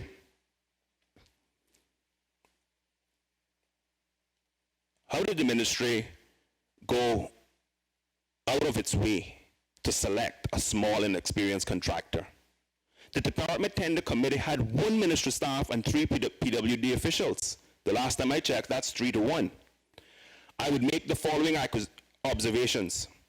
The contractor in question had built a project that comprised of 32 townhomes with a total square footage of over 35,000, a contract value in excess of $4 million. It included a pool, wastewater treatment plant, etc. He also built a home in excess of 6,000 square feet and a contract value of $1.9 million. This does not represent what I define certainly as small contractors. We were referring to guys who may do roofing only, small repairs, small construction jobs like fences, etc. To put together a proper bid document for those projects, which were all in excess of $1 million, by my definition means you are not small. On the issue of the ex gratia payment, we made what we considered the least costly call given the circumstances. Mr. Chairman, we made some mistakes on this project. We tried to save money by removing a performance bond given that they were all Caymanian companies, and we did pay out retention monies early. And that, Mr. Chairman, I admit, looking back on it, was an error. On the latter point, we made a call based on the circumstances that existed at the time. Mr. Chairman, I did not think that it is a coincidence that all of these projects experience these difficulties. I do not believe it relates to the perceived size of the contractors, but I know how the system works, and I know how departments work, and everyone, once anything goes wrong, wants to point the fingers and place blame at someone else's feet. Mr. Chairman, at the end of the day, but the way our procurement system worked at the time, if you start out with a pre-tender estimate that is too low, you will not detect any unusually low bid coming in from a contractor. It is my humble submission that the pre-tender estimates were erroneous. If the Auditor General desires, he can go and speak to the project team because certain claims were made by contractors during the construction process, and they were paid. That's why the contract, part of the reason why you see the end cost being more than the contract value. Certain claims were made because contractors, when they went to the market and actually delivered services, so let's use, for example, laying a block. Let us say that the tender document had laying a block for $1 a block, but the market rate is really $1.50. At the end of the day, someone is going to have to pay that difference. At the end of the day, Mr. Chairman, if you put out a pre-tender estimate and construct it, and it's too low, you will not find an unusual, you will not detect any bid that comes in that's unusually low, so that the team that's assessing it can then look and say, hold on, if this person is bidding 1.9 million, but our pre-tender estimate is 2.1, there could be a problem here. And so, Mr. Chairman, in my opinion, that was the very genesis of the issues that related to the cost overruns. The advice that I was given that's in the cabinet paper from the Attorney General was very simple. And I see a reference made to promises made. I don't know why it's put in the report that way. I don't know why it's left hanging. I thought it was pretty clear. It was certainly clear in my mind. The advice that I was given and that we took to cabinet was that under construction law, a good lawyer could make a claim that if they can prove that the procuring entity, in this instance, the Cayman Islands government, put together a bid package that was unusually low, then awarded a contract for less than the work could have been delivered at the going market rates at the time, which is easy to find out in any marketplace. The QSs can tell you in the private sector. At that point, you have basically signed a contract with someone who more than likely unknowingly did not know they were bidding too low and could not deliver. And then that instance, it amounted to quote unquote a promise to pay. And so government would have been liable. That's the advice I was given. That's the advice that was in the paper. That's what I took to cabinet. That's the reason cabinet approved the payment. The fact of the matter is, Mr. Chairman, if that had happened in one project, I would have said, okay, sounds like something specific to a project. But for that to have happened with every single one of those 3 projects, wasn't a coincidence, in my humble opinion. At the end of the day, Mr. Chairman, even after all these difficulties, I maintain we achieved value for money for the primary schools projects. In summary, here's what we achieved. East End Primary School, 8,787 square feet, a canteen that serves as a hall. Lehman Scott High School, 1,827 square feet, 2 classrooms and a storage room. The Georgetown Primary School, 17,510 square feet, 8 classrooms, bathroom facilities, a library, an administration facilities, a music room, dental facilities. Bordentown Primary School, 10,710 square feet, 6 classrooms, bathroom block, a library, administration space. Savannah Primary School, 12,638 square feet, 8 classrooms, 1 bathroom block, a library, administration, football track, walking track, and we managed to redesign a space that added 2 other classrooms by converting, I think it was the previous library at the school. Sir John A. Cumber Primary School, 10,710 square feet, 8 classrooms, bathroom block. Mr. Chairman, this totals 56,182 square feet, 32 classrooms, 4 bathroom blocks, 3 libraries, 3 administration blocks, a music room, a dental clinic, a canteen, a 200-meter football walking track with a small football field in the middle, storage, a storage room, and 2 net new classrooms. Mr. Chairman, if any government delivered what is in effect a new, large primary school, and then some, for under $14 million, I think we would all agree that that is value for money. This is what we achieved, yet the Auditor General says we did not achieve value for money. Mr. Chairman, the proposed new primary school in Georgetown, at the time, 2008, almost decade-old numbers now, if I remember correctly, was being proposed for some $25 or $30 million. Mr. Chairman, the Auditor General has stated that the former Premier influenced the selection of the project manager hired by the ministry. This is simply not true. I don't have to come here to defend anyone. I'm here to represent my name, but I can tell this committee that is not true. Mr. Chairman, we were very careful in the eventual selection, so much so that the chief officer met with the former Auditor General, Dan Duguay, who agreed that a case had been made for a sole source contract. I am afraid that I cannot give a lot of detail about Mr. Benoit's initial introduction to the ministry,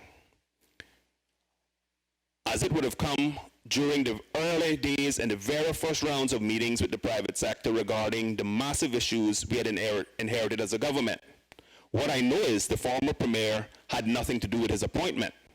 The high school projects were in crisis, and we went with a sole source, and quite frankly, it saved the country millions of dollars, in my view, from a potential lawsuit with the former general contractor. And I'll say this much, Mr. Chairman, that my recollection was that I had received a letter from Mr. Bush, and the letter said that there was this gentleman who had done project management and dispute resolution work, and I think it was for Flora Daniel at I think it was the Ritz-Carlton Hotel, and that he believed that he could be of help to us. We were struggling. When I got to the ministry, I had a law professor, or a former law professor, who was overseeing $120 million of construction management.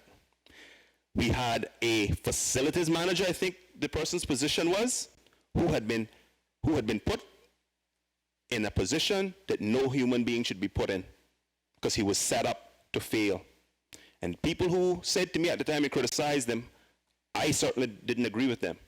If you are going to take Ralston Anglin and tell me to go and split atoms, I'm going to fail. I'm going to fail. I know nothing about splitting an atom. That's what happened to that poor young man. We had another person, Mr. Chairman, I couldn't tell you what he did from a day-to-day basis. He was a very pleasant person, but he certainly was not a project manager. We had Tom Jones breathing down our necks. We had the bank of Scotia Bank calling us, saying that there had been an arrangement that had been entered into, and I'll get to that in a couple of minutes, for which we certainly didn't know. It wasn't in my incoming minister briefing, that apparently in some way government was on the hook for several millions of dollars. We had a mess. We had a crisis. And I'll admit, a drowning man will grab at anything. We were all drowning in the ministry, and we were drowning as a government over this issue. The potential litigation, if that contractor could have proven in any way, shape, or form that CIG did not dispose its duties under that contract, were massive. One of the provisions of that type of contract is that the government is obligated, not that they should, or be nice if they had an adequate project manager, they're obligated to have it. It was obvious we didn't. Mr. Benoit did an initial assessment that I took to cabinet. He came, he did the report. When Tom Jones walked off or gave more and more threats, we didn't have the luxury of saying, oh, well, you know what, let's come up with an estimate, let's take this to CTC and let's go through all the normal rigmarole and let's get to the end of the process. We didn't have that luxury. A few weeks later, they were gone. They abandoned the site. Over what? Money. Money that the project team is telling me would be double paying, myself and the chief officer. Tom Jones is saying they're owed it. Tom Jones is saying we're wrong. Tom Jones is saying we're going to sue you. We're going to get our money. At that point, that is when Mrs. Rodriguez reached out to the then Auditor General and said, here is the situation. Here is the assessment that we have made. And here is our rationale for a sole source provider. And Mr. Chairman, I wound up keeping a few things because I kind of know how and see how people behave. I kind of knew that this day was going to come. So I made sure and kept a few very interesting documents. And so, Mr. Chairman, I'm going to share all these with you and your committee. On December the 17th, 2009, lo and behold, the Auditor General, who we were seeking advice from, who else were we going to seek it from? Who else? In government at the time. Not today, in government at the time. Who else were we going to get advice from? And I read, good afternoon, Mary. Martin and I both looked at the document. We believe that it makes the case for a sole source contract. As I mentioned, I believe the ministry would be well served by bringing this to CTC. However, I am dismayed by your comment that CTC did not see it as crucial since Cabinet had already approved it. To me, the case still needs to be made. And that's fine. He disagreed with how CTC saw it. Well, audit the CTC and criticize them. We did what we could. We were trying to keep this ship that was sunk, not sinking. We were trying to keep it from costing the country more money. The legal advice that we were given was that if Tom Jones International could prove any defect, any non-performance in that contract by CIG, we ran a real risk of losing millions of dollars and getting nothing for it. We did what we thought was best. The Cabinet approved the single source provider. I am dismayed. And I think one of the things that people survive on in this country is that they use their positions because they feel protected from lawsuits. Because if I was David Benoit, I would sue everyone. To say that David Benoit, with the massive amount of experience this man had as a project manager and a dispute resolution person, really, in my opinion, goes at his character and his professionalism and integrity. David Benoit was not perfect. None of the people who worked on this project were perfect, but I tell you what, given the downside that we faced, I say, thank God that they arrived when they did, and we managed to get out of that mess that we were in. Mr. Chairman, I am very much surprised, having read this report,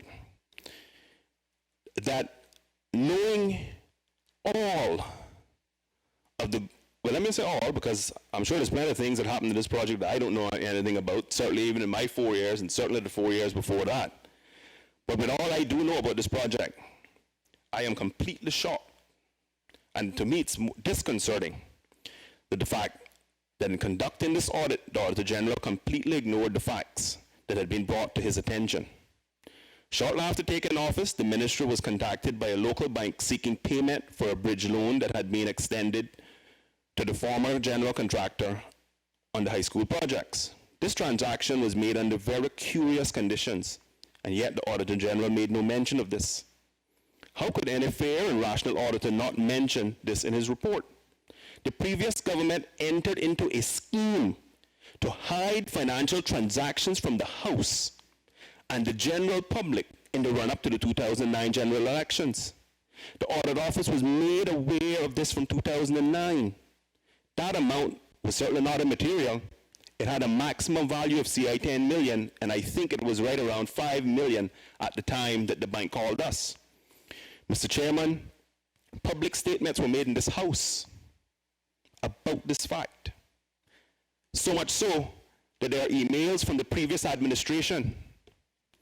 Mr. Jones, we certainly want these projects to proceed as smoothly and quickly as possible, and we are willing to do what we can within reason to assist.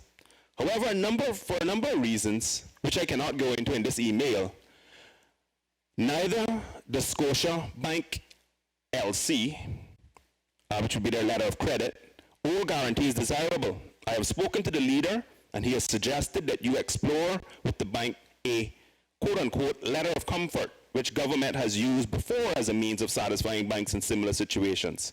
If this is satisfactory, this can be done quickly and without the need for approval by the House and all the attendant issues that this involves. Let me know ASAP. Regards, Alden. Mr. Chairman, the letter of comfort was entered into on the 26th of March, 2009. Maximum facility up to US $12 million.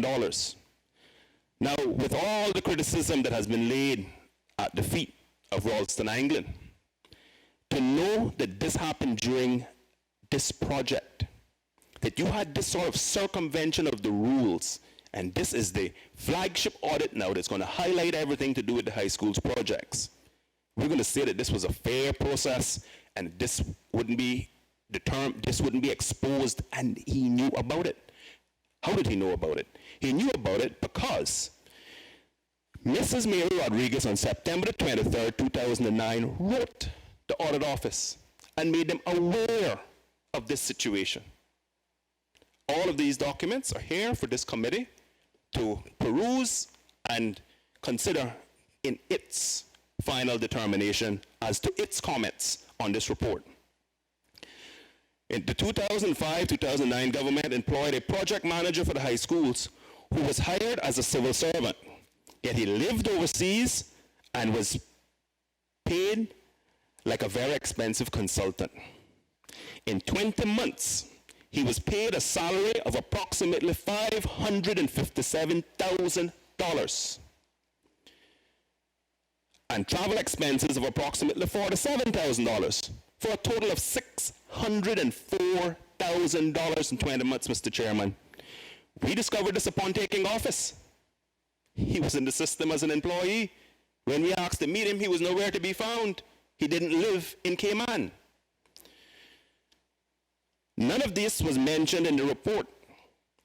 Was this not at least a very suspicious arrangement? Did they deem this to be good practice and represent value for money? I know quite a few civil servants who would have loved to have made $500,000 in 20 months, Mr. Chairman. Mr. Chairman, you are, sir, one of the preeminent and respected men in the profession that I like to call home as well, auditing. You all know that if you're conducting an audit, you are going to speak and interview the people as an auditor who have material, who have can give you material information that relate to the audit. I was dismayed that the audit office would conduct this audit, know that I live and reside in the Cayman Islands, know that I was the minister, and not contact me to provide any information. Mr. Chairman, I worked at a different firm, but for those who know me, they know that I'm a stickler for detail, and especially this thing we call the legislative process. When I was told that the audit was going on, I made mention to the officer at the time. I said, that's quite curious. Audit office hasn't contacted me. I have a lot of information I'd like to share with them. I think I can shed a lot of light on the audit. The word that I got back was that the Auditor General had to speak to the current minister. Mr. Chairman, in my 4 years, no Auditor General came to me and asked me what I thought of them interviewing anyone in an audit, and if they did, I would have ran them out of my office. I would have ran them out of my office. No Auditor General should be speaking to any minister about who they should speak to. That's their responsibility. They have a grave responsibility as an auditor, and they should audit as they see fit. Then, Mr. Chairman, quite a cute little arrangement was then put to me that Mr. Suku contacted me and said, well, this had been discussed, and that it was agreed that he would send me the report and I could give comment. Mr. Chairman, I wouldn't give comment in that sort of arrangement to save my life, because it's wrong. Mr. Suku is not a part of the audit team. Mr. Suku is not an auditor. To have put that young man in that position, in my opinion, is reckless of any auditor and any accountant. He is not an auditor. He's not a part of the audit team. I was equally baffled that apparently during this entire audit, in terms of the coming to the report, that Mrs. Mary Rodriguez, the then chief officer, okay, she wasn't the minister, but so what? Who could have been more material as the prime person that you speak to get information and reference for your audit than the person who was steering the ship administratively? Mr. Chairman, I say all that to say that when I entered this life called the political arena in November of 2000, I accepted all of the attendant risks that go with it. The public criticism, the knocking on your door, all of it. The criticism from civil servants, audit offices, name it. I will stand up and take my licks. But Mr. Chairman, when I see in situations that I believe in my heart of hearts to be reckless, to be unfair, whether it's in relation to yourself, any of your colleagues, anyone in this committee, I am going to say it. And I believe, Mr. Chairman, that had this audit not been conducted in the way it was, and if there was really a search for fact and lay the facts out, a lot of material information would have been included, and a lot of the information that's in here would be slightly different. Mr. Chairman, I accept that during that storm that I inherited, that looking back, there are some things I would change. The first one, if I had it all to do over again, I would have went to cabinet and I would have told them, put this project in some other ministry. Put it in the Ministry of Works. Make the people who are supposed to have this knowledge do the work. But Mr. Chairman, unfortunately, we went into a period of, in this country, of decentralization. Quite frankly, we took it too far, in my opinion. When people like myself, Mayor Rodriguez and the team we had in the ministry are charged with $120 million for one project alone to manage from a construction standpoint, you're definitely setting yourself up for failure. I think given everything that we saw, all the advice that we took, the QC we brought on board, that gave us the construction advice, the going to people who were in private sector, we did the best we possibly could. I believe on the primary school projects to have delivered that quantum of classrooms and facilities for under $14 million. I personally believe we achieved value for money. Yes, it was slightly over the budget. Yes, we had an issue with those three contractors. But ultimately, we did the best we possibly could in those circumstances, and I think we managed to get out of it, and we then were able to deliver good world-class facilities. I'm sure all of you new members of the House have seen some of those facilities that were desperately needed for our primary school children. Mr. Chairman, this notice was a bit long, and I thank you and members for craving me to go through some of the highlights. But as I said, Mr. Chairman, I'm not going to try and sit here and say that this thing went perfect and that we didn't make mistakes. We made mistakes, Mr. Chairman. We made mistakes. Thank you very much for your testimony, not your testimony, your opening statement, that is. The documents that you referred to, just ask if you would maybe pass them on so we can have them as part of the record of this hearing. Members of the committee, Mr. Angman is available for your questioning. Mr. Connolly. Thank you. Thank you for that statement, Mr. Anglin.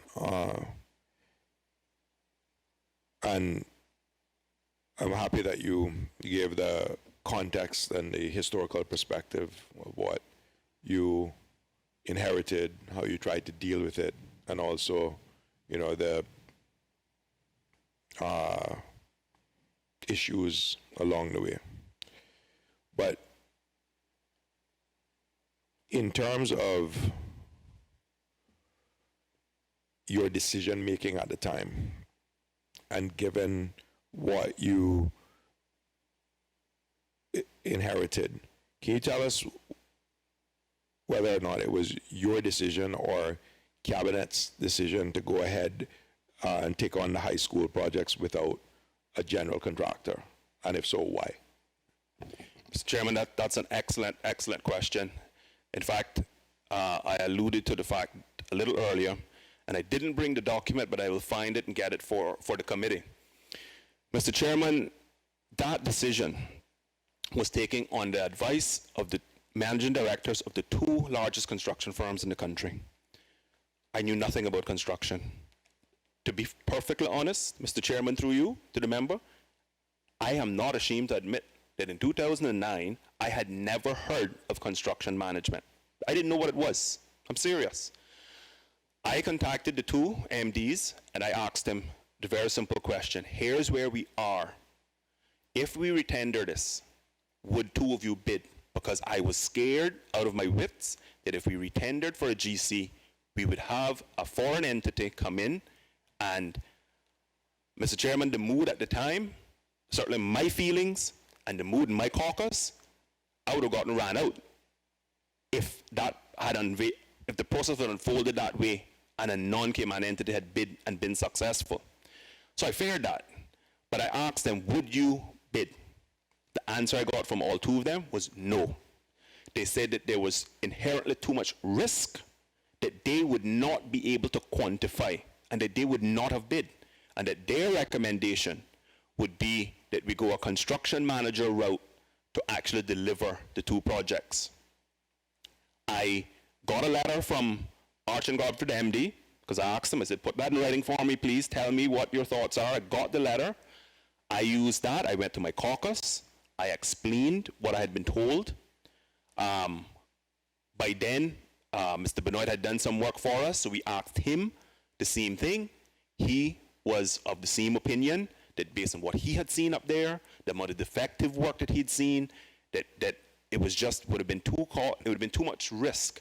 And so if a GC had come in, it was just going to be too costly. For me, that would have been the perfect world because that's what I was used to. A person bids, it's $100, that's the contract. And so that's the reason we took that decision.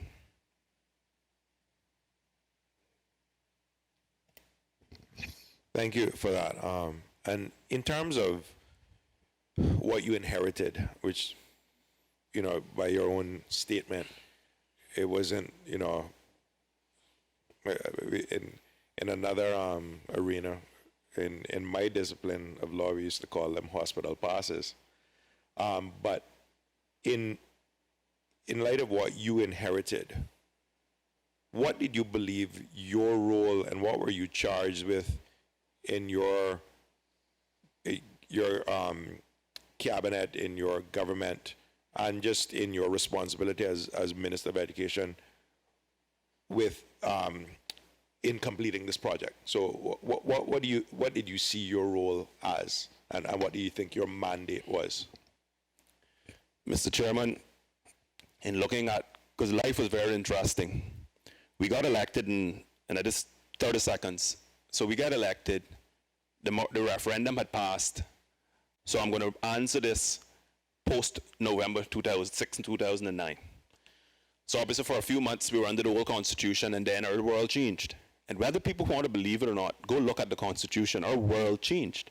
We went from an EXCO, with renamed EXCO cabinet, we went from an executive council approach to government versus to a ministerial form of government. Part of the reason those of us who supported constitutional change, supported it, was because it brings with it more accountability and more responsibility. You're now a minister in cabinet charged with your ministry under that constitution in a different way in which that 72 constitution was written. From my perspective, my role was to assess the situation, make a recommendation to my colleagues in caucus to see if I could win their support, and that is a suggestion as to whether we move. And again, Mr. Chairman, I'm going to just go fast forward to when Tom Jones walked off the site, because that's the most perfect situation to look at, because obviously when we took over, they were the contractor, you just hold in the fort. It's a contract in place, there's no out. So Tom Jones walks off the site. The advice we were given was that we, under the contract, we believed they were wrong in walking off, because remember now, there was provisions for them to walk off. There's provision for a contract to walk off, and they can legitimately walk off, come and claim delays, and you as a client have to pay under the contract. We believed that under the contract we were covered. That was the legal advice we were given.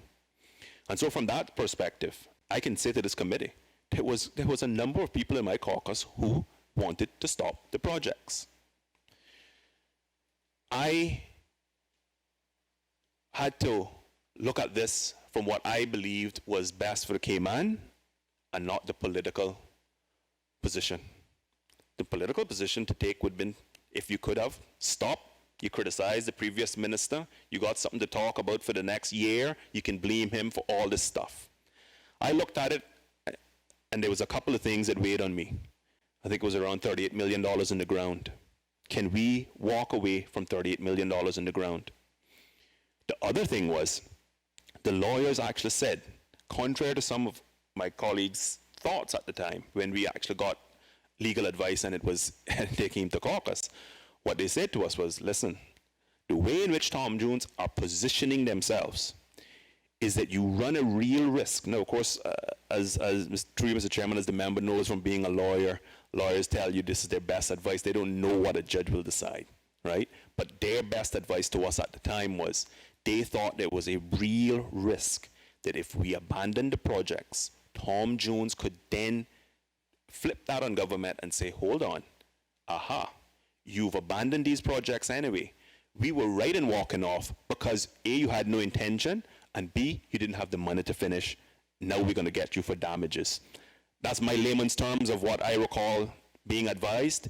At that point, I took that advice to caucus and cabinet. But getting back to the principal question, and I use that as an example, Mr. Chairman, through you to the member, I saw my role as a person who had to recommend policy to my colleagues, and this was a critical policy, continuing the school projects, and ensuring that recommending the policy, argue in your corner, try to get your colleagues to agree with that finite pot of resources that X amount is going to come to the Ministry of Education, Labor, and Training and Employment for the work that I thought was critically necessary, get it approved in Cabinet, get a budget allocation, and work as hard as I could, along with the administrative team, to deliver the outputs that underpin that budget.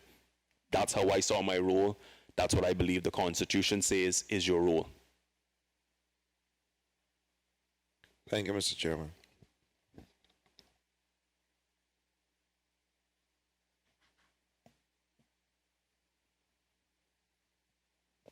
Mr. Hugh?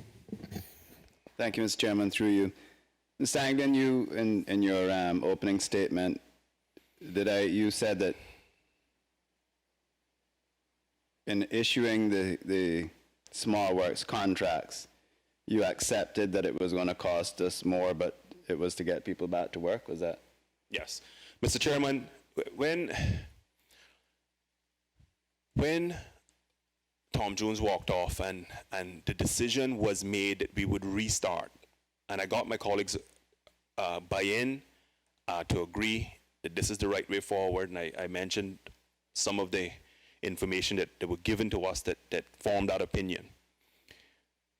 Because of the state of the economy generally, but more specifically construction, there was a feeling that given the remedial works, I don't remember the number, but I know it was in the millions alone, that my colleagues' mandate to me was the best we could split those up into as many sensible small work packages as possible, so that we could get more people working. I knew from then that obviously a construction manager coming in having to manage 10 people versus 50 people is going to be more work for them. The advice that I was given was that whilst it would be the case, the feeling was between the construction manager and the project team that it was something that they could handle, that they would prep the construction manager to be able to handle it, and that they would divide the work up in ways that was sensible enough that the monitoring wouldn't become overly burdensome from the construction manager standpoint. Of course, once I saw what a team really looked like, because remember now, David Benoit was not a solo lone ranger. I mean, he had a team with him as well, and they obviously are on this job as well because they have to represent government. So it's not like you had the consortium of DECO, not Asphaltic, it's a Freudian slip, DECO, McAlpine, and Arch and Godfrey. It's not like the construction manager's on the job and only them supervises and sees what's going on. The project manager has to know what's going on as well, because we need to be measuring and knowing what's going on, making sure that pay requests that come in are genuine, accurate, etc.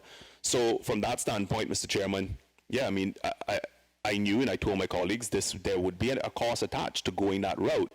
Our feeling, as I said, was that we felt that getting more families to work, less people having to go to social services, was something that was very, very desirable with the amount of people that was out of work at the time.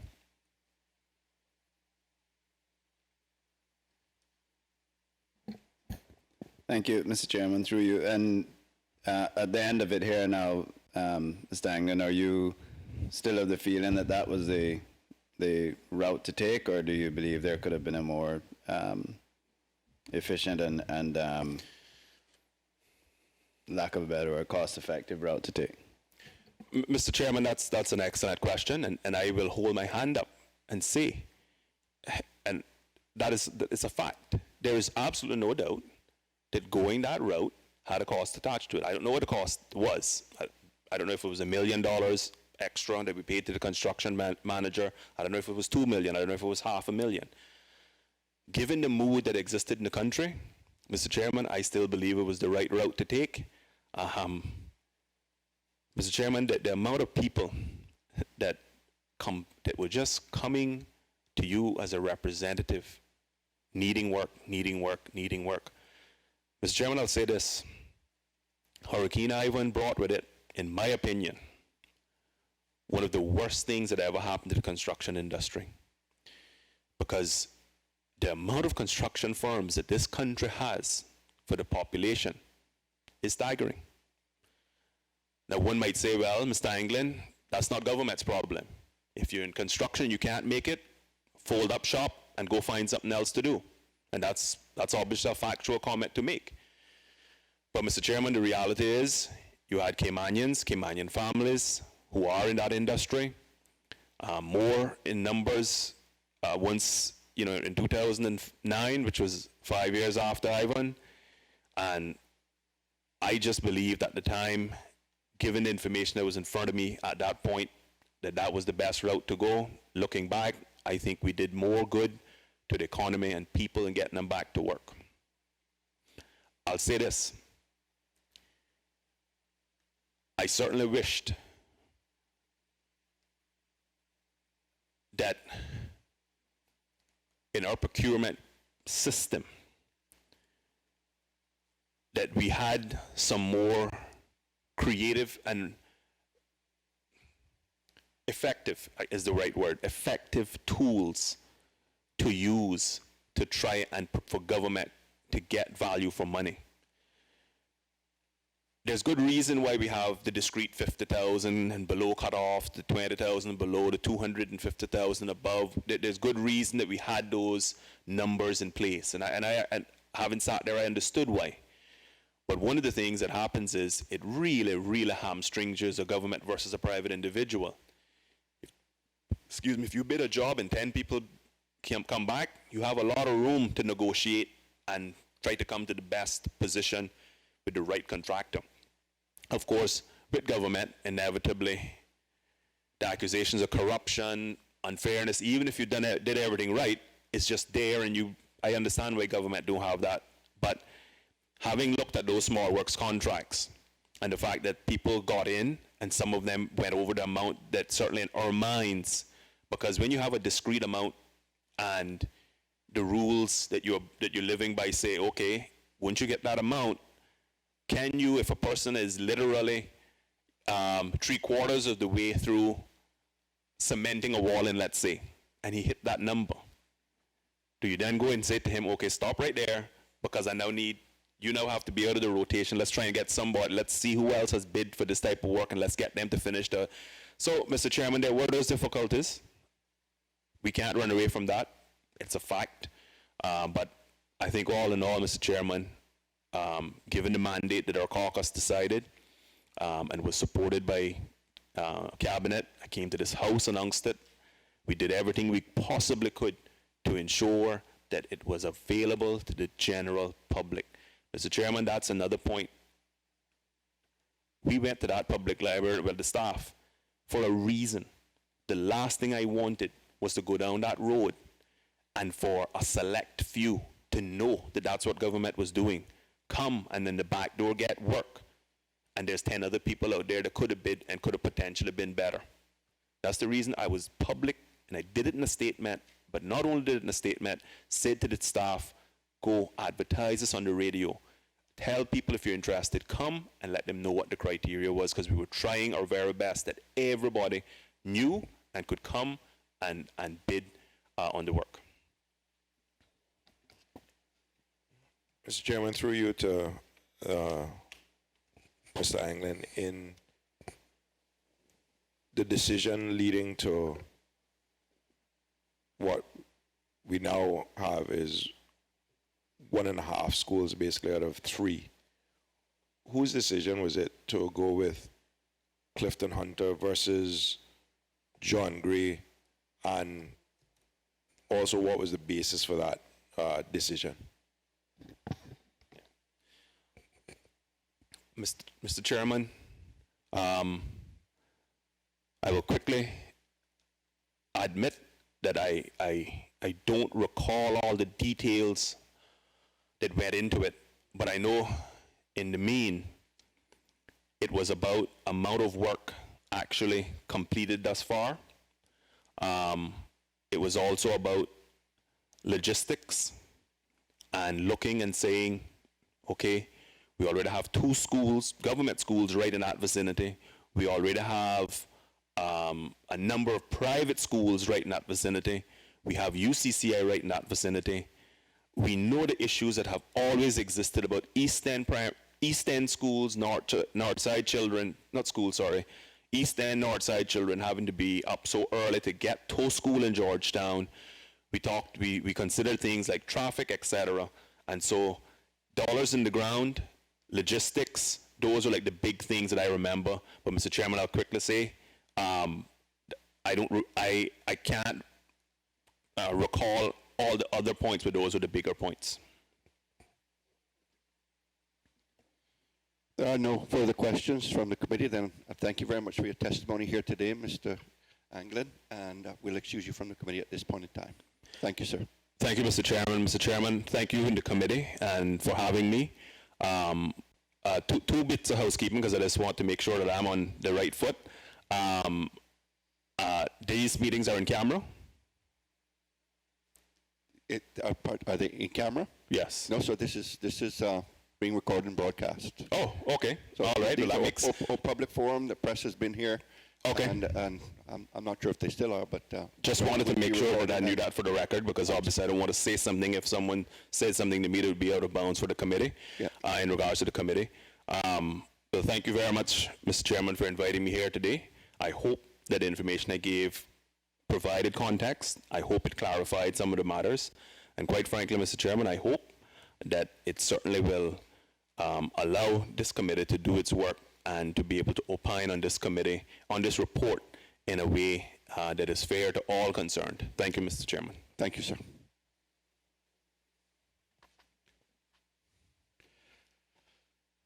All right, members of the committee, we're down to the last lap. Our final witness for the day, we have coming in now, the Honourable Franz Manderson.